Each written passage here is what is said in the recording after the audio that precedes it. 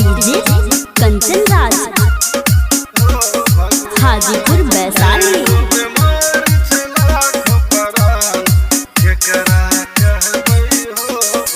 एगो बीमारी लाखों परान केकरा कहबै हो भगवान।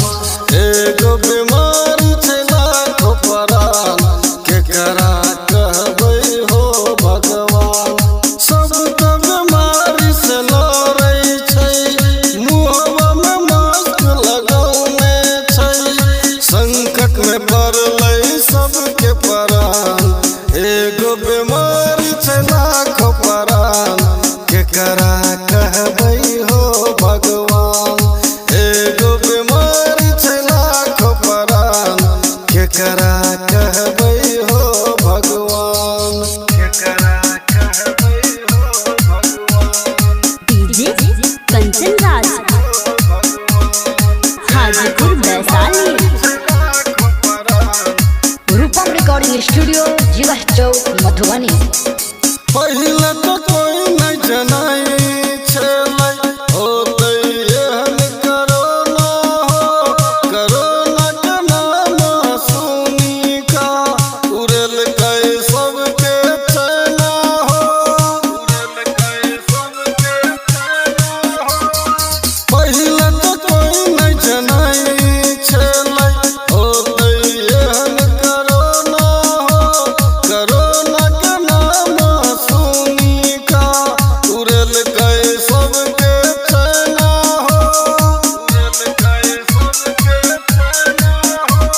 उड़ल गए सबके चैना हो। कोरोना पड़ल छै पीछा हमार केकरा कहबै हो भगवान। एगो बीमारी लाखों परान केकरा कहबै हो भगवान। सब त बीमारी से लड़ै छै, मुँहवा में मास्क लगौने छै, संकट में पड़लै सबके परान।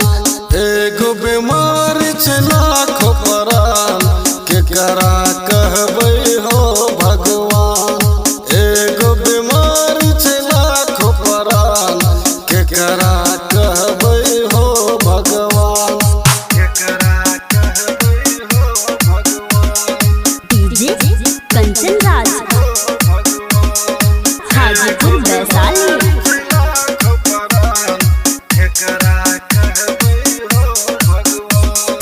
केकरा समझिए अपना केकरा समझिए पराय। अपना समझ का सबके करै छियै हम दवाई। करै छियै हम दवाई। केकरा समझिए अपना केकरा समझिए पराय। अपना समझ का सबके करै छियै हम दवाई। अपना समझ का सबके करै छियै हम दवाई। कोरोना पड़ल छै पीछा हमार केकरा कहबै हो